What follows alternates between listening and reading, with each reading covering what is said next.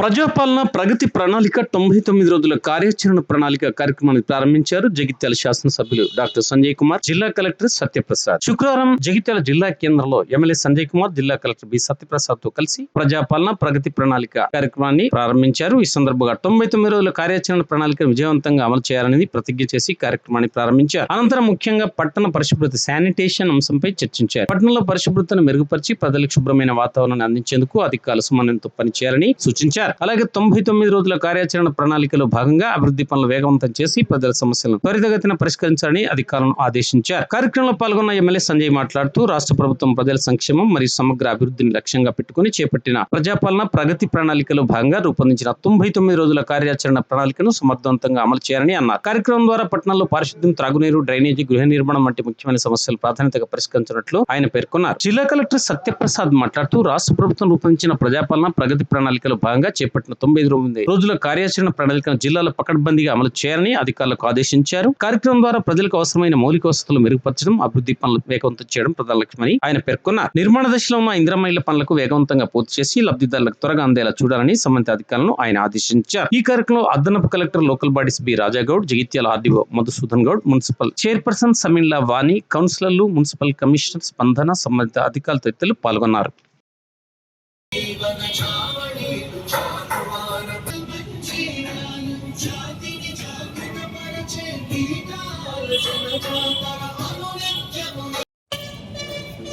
తెలంగాణ రాష్ట్ర ప్రభుత్వం చేపడుతున్న 99 రోజుల కార్యాచరణ ప్రణాళికలు 2026 నుండి మార్చి 15 పరిసరాల పరిశుభ్రతకు సంబంధించి పాల్గొంటారు. మనకి మంచినీళ్ళ బావి సెంటర్ కూడలిది చుట్టుపక్కల 3 అని మొత్తం మన అతిథులు దాన్ని అబ్జర్వ్ చేసి మనకి తగు సూచనలు అనేవి చేస్తూ ఉంటారు. పారిశుద్ధ్య కార్మికులు కూడా మేజర్ జంక్షన్స్ అవైలబుల్ ఉండాల్సిందిగా కోరుతున్నాం.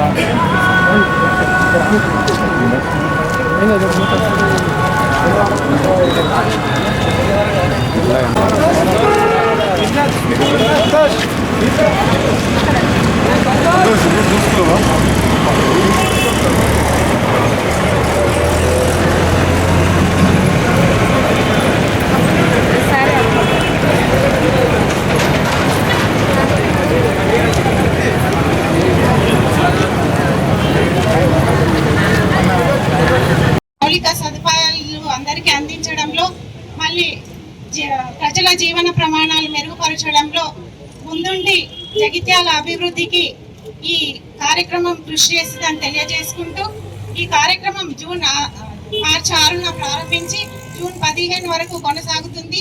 ఈ కార్యక్రమంలో అందరూ పాల్గొని జగిత్యాల అభివృద్ధికి సహకరించగలరని కోరుతున్నాము. Thank you.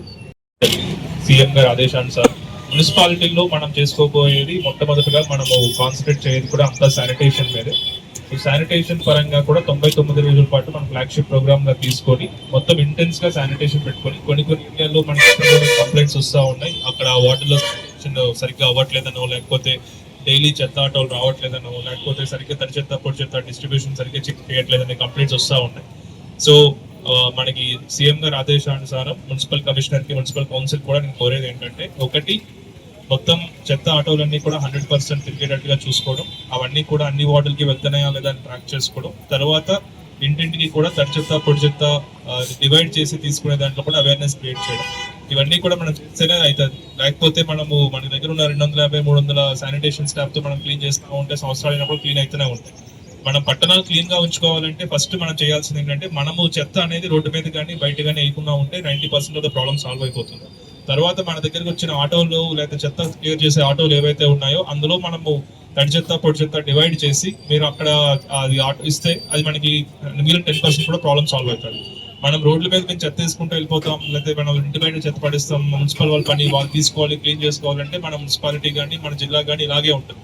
90% of the problem మన రోడ్డు మీద చెత్త వేయకపోతే చెత్త ప్రాబ్లం అనేది మన మున్సిపాలిటీలో రాదు. మనము ఎక్కడైతే మనకి గ్యాప్స్ ఎక్కడైతే ఉన్నాయో, ఈ చెత్త ఆటో సరిగ్గా తిరగకపోవడం కానీ, శానిటేషన్ స్టాఫ్ కానీ, లేదా మిగిలిన 10% జవాన్ సరిగ్గా రాకపోతే అవన్నీ కూడా ఇప్పుడు 99% ఎంటైర్ ఫోకస్ మున్సిపల్ సంబంధించిన దాంట్లో మనం ఓన్లీ శానిటేషన్ మీద పెడుతున్నాం. సో అంతా కూడా ప్రజలు కానీ, ఎదురుగా ఉన్న మహిళా సంఘాలు కానీ, లేకపోతే శానిటేషన్ స్టాఫ్ కానీ, మున్సిపల్ కౌన్సిల్ కానీ, మున్సిపల్ చైర్పర్సన్ కానీ కూడా ఇవన్నీ అండ్ మున్సిపల్ కమిషనర్ కూడా ఇవన్నీ కూడా ఇదే ఫోకస్ మీద వర్క్ చేయాలని కోరుకుంటూ నాకు ఈ అవకాశం వచ్చింది ధన్యవాదాలు చెప్తాను. చాలా మంచి కార్యక్రమాన్ని గౌరవ ముఖ్యమంత్రి వారే స్వయాన మున్సిపల్ శాఖ మంత్రి ఇటు గ్రామాలలో పట్టణాలలో పచ్చదనం, పరిశుభ్రత, నీటి వనరులను సద్వినియోగపరచుకోవడం, సరిగా కరెంటు వాడుకోవడం, పట్టణాన్ని ఒక ప్రణాళికాబద్ధంగా, గ్రామాలను ఒక ప్రణాళికాబద్ధంగా అభివృద్ధి చేసుకోవాలని చెప్పి ఆలోచన చేసి 100 రోజుల ప్రణాళికను ఏర్పాటు చేయడం జరిగింది. దాంట్లో భాగంగా వివిధ మండల కార్యాలయాల్లో నూతనంగా ఎన్నుకోబడ్డ సర్పంచ్లను పిలుచుకొని మండలాధికారులు ఏర్పాటు చేసిన కార్యక్రమంలో భాగంగా నిన్న ఒక మండలంలో కూడా నేను అటెండ్ చేసిన. చాలా వరకు కూడా ప్రభుత్వం ఇచ్చిన ఏవైతే గైడ్ లైన్స్ ఉన్నాయో అవన్నీ కూడా చూడడం జరిగింది. మరి అవే కొంత అటుగా ఇటుగా మన మున్సిపాలిటీ కూడా ఉంటాయి. గౌరవ కలెక్టర్ గారు జగిత్యాల జిల్లా కేంద్రం కాబట్టి మన మంత్రి గారు లక్ష్మణ్ కుమార్ గారి సూచన మేరకు ఈరోజు ఇక్కడ మనం ప్రారంభింపజేసుకున్నాం. ఇది ఓన్లీ ప్రారంభం మాత్రమే, 99 రోజులు ఉంటుంది. మరి నిన్న రాత్రే ఆదేశాలు వచ్చినాయి కాబట్టి కొంత తొందరలో అధికారులు చేసి ఎవరికి ఇన్కన్వీనియన్స్ అయినా అన్యదా భావించదో మా కమిషనర్ గారే లేచిన పడ్డారు.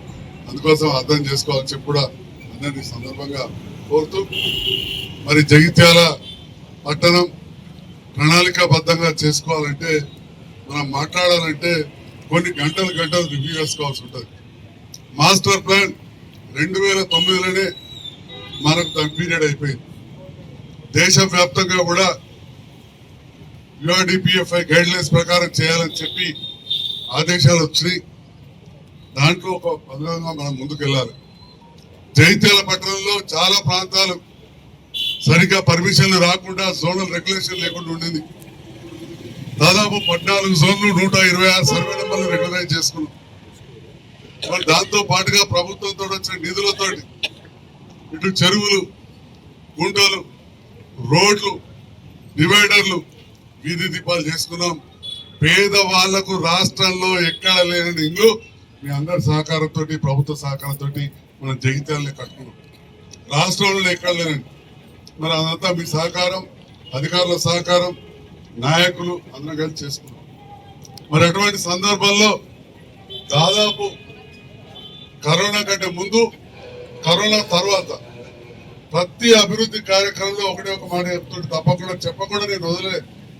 తడి చెత్త, పొడి చెత్త వేరేయాలి, లేకపోతే ఈ ప్లాస్టిక్ మహమ్మారి మనం ముంచెత్తదని చెప్పి ప్రతి మీటింగ్ లో ఇదొక లైన్ అయితే ఖచ్చితంగా చెప్పింది. మరి ఇవాళ ఏమైంది, మొత్తం నల్లగుట్ట కాడ పోయింది, నరసింగాపూర్ గుట్టలలో గుట్టాయి. నిన్న రాత్రి కూడా అక్కడ మంటలు వస్తే చాలా ఇబ్బందికరమైన పరిస్థితి. బట్ కొత్తగా ఎన్నికైన చైర్మన్ గారు నిద్రపోని పరిస్థితి. ఆ చైర్మన్ గారు నిద్రపోక కమిషనర్ గారు నిద్రపోయాలి, ఆ ఇద్దరు కలిసి నన్ను నిద్రపోయాలి. ఎందుకు అంటే మరి అక్కడ వాసన, దుర్గంధం, పొగ. మరి అదంతా పోవాలంటే ఇక్కడ మన ఇంటి కాడికెళ్ళి వంటింట్లోకి చాలా కావాలి. తడి చెత్త, పొడి చెత్త వేరనే అప్పుడు సాధ్యమవుతుంది. నేను గౌరవ అడిషనల్ కలెక్టర్ గారిని కోరుతా ఉన్నా దీనిపైన. ఎందుకంటే యువ కమిషనర్, కొత్తగా ఎన్నిక కాబట్ట చైర్మన్ గారు కాబట్టి ప్రత్యేకమైన దృష్టి పెట్టాలని చెప్పి కూడా నేను కోరుతా ఉన్నా. ఇక మీ అందరు తెలుసు కాబట్టి జీతాల మందం మనం డబ్బులు కట్టాలి, ఆ టార్గెట్ ఉంటుంది. ఎక్కువ ఎవరిని ఇబ్బంది పెట్టేది ఏం లేదు. రూల్స్ ఇప్పటికేలో ఉన్న చట్టమే. రేవంత్ రెడ్డి గారు ముఖ్యమంత్రి అయిన తర్వాత 1 రూపాయి కూడా ట్యాక్స్ పెంచలే. రేవంత్ రెడ్డి గారు ప్రభుత్వం వచ్చిన తర్వాత 1 రూపాయి కూడా ట్యాక్స్ పెంచలే. అంతకుముందు ఏది ఉన్నదో కదే ఒకటే మాట చెప్తాం. ఈరోజు చాలా దగ్గర ఉన్నా కాబట్టి మొదట ఫంక్షన్ హాల్ ఇక్కడ మళ్ళా వేసుడు మొదలయ్యి పని పని ఆపని కొందరు కట్టుబడి కొందరు ఆఖరికి చూస్తే ఎన్నో ఏళ్ళకెళ్ళి నడుతుంది ఆ ఫంక్షన్ హాల్. నేను రాజకీయాలకు రాకముందుకెళ్ళి వాళ్ళు ఎన్నో పెళ్లిళ్ళకి పోయినా అసలు ఆ ఫంక్షన్ హాల్ పర్మిషనే లేదు. మొన్న కూడా పని లేకుండా మొదలు పెట్టారు. మా టౌన్ ప్లానింగ్ అధికారులు నిద్రపోతారు. ఏమంటే ఏం చేయమంటాం సార్ అంటారు. ఒక్కరోజే మార్చలేము కానీ పాత అన్ని అవ్వకుండా ఇప్పటికెళ్ళి ఏం చేసినా యువ అధికారులు ఉన్నారు. ఒక పద్ధతి ప్రకారం పోతే ఈ పట్టణం ముందు తరాలకైనా కానీ మంచి పట్టణంగా మారుతుంది. చాలా సార్లు చెప్తాను, ఇవాళ కూడా చెప్తున్నా, 100 సార్లు చెప్పిన. నాకు రాజకీయ వారసులు లేరు ఇక్కడ, నా పెద్దగా ఇక్కడ ఉండటం లేరు. ఉన్నొక్క అమ్మాయి పెళ్ళి అయిపోయి చాలా మందికి కూడా ఇలా పోతారు ప్రపంచీకరణ. కానీ ఒక 10% పోతే 90% మంది అయితే ఇంకో తరం మీనే ఉంటారు. ఆలోచన చేయాలి ముందు తరాల గురించి. ఇవాళ మన చింతకుంట చెరువుకు నీళ్లు కర్రకుంటకి వస్తాయి, ధర్మసముద్రంకి వస్తాయి. ఆ కాలు ఉందా అని నేను అడుగుతున్నా. చింతకుంట చెరువుకు ఏదైతే నాల రావాలో కాలువ రావాలో కర్రకుంటకి వెళ్ళి ధర్మసముద్రంకి వెళ్ళి ఆ కాలు ఉందా? రెవెన్యూ అధికారుల దగ్గర రికార్డు లేవు, ఇరిగేషన్ అధికారుల రికార్డు లేవు. మరి ఇదంతా ఎవరు గతంలో ఉండేదా? ప్రజలు బాధ్యతాయుతంగా ఉండేవాళ్ళు. ప్రజలు అరే మన కాలువ నీళ్ళు ఇట్లా పోవాలని చెప్పి ఆలోచించేవాళ్ళు. చలిగల దగ్గర అస్లాబాద్ వెళ్ళి నీళ్లు కళ్ళపల్లి చెరువులో పోతాయి. పోయేందుకు కాలువ ఉండే, ఎక్కడిదక్కడ కలిపితే ఏమైతుంది? నిజామాబాద్ రోడ్డు మీద నీళ్ళు వచ్చి రాకపోకలు బందని. ఏదన్నా ఇక్కడ సలిగల్ అస్లాబాద్ రోడ్ కాడ చెర్ల నీళ్ళు వచ్చి రోడ్లు బందని ఏదైనా మీరు చిన్నప్పటికెళ్ళి చూసినా ఈ వాడకట్టంలో అడుగుతున్నా. ఈ 3-4 ఏళ్ళకెళ్ళి జరుగుతుంది, 5-6 ఏళ్ళకెళ్ళి జరుగుతుంది. ఎందుకు? ఒక ప్రణాళిక లేక. దీనికి అందరూ కూడా బాధ్యత వహించాల్సిందే. ఒక మరి నువ్వు ఎమ్మెల్యే కదా పొద్దుకి ప్రెస్ మీట్ పెడతారు ఎవరైనా. నేను ఇది మొత్తుకోవాటి గెలవక ముందటికెళ్ళి అంటున్నా. ఎందుకంటే ఇక్కడ పుట్టి పెరిగిన ఇక్కడ ఉన్న న్యూ హై స్కూల్ కిరాయి పనులు ఉన్నప్పుడు చదువుకున్నా నేను. ఎడుకలు ఊడిపల్లి ఇదే మూలలో ఉంది న్యూ హై స్కూల్. అదే సర్కార్ పనులు చదివినా నేను. పక్కన కిరాయి పనులు ఉన్నప్పుడు తెలుసు నాకు కొంత.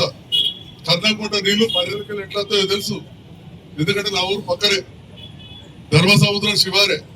కాబట్టి దయచేసి ప్రజల భాగస్వామ్యం ఉంటేనే ఈ 99 రోజుల ప్రణాళిక కావచ్చు, లేదా ముందు తరాలకు కావచ్చు, మన పట్టణం బాగుంటుందని చెప్పి నేను ఈ సందర్భంగా సవినయంగా మనవి చేసుకుంటూ మరి కార్యక్రమాన్ని ముందుకు తీసుకెళ్లాల్సిందిగా కోరుతున్నాను.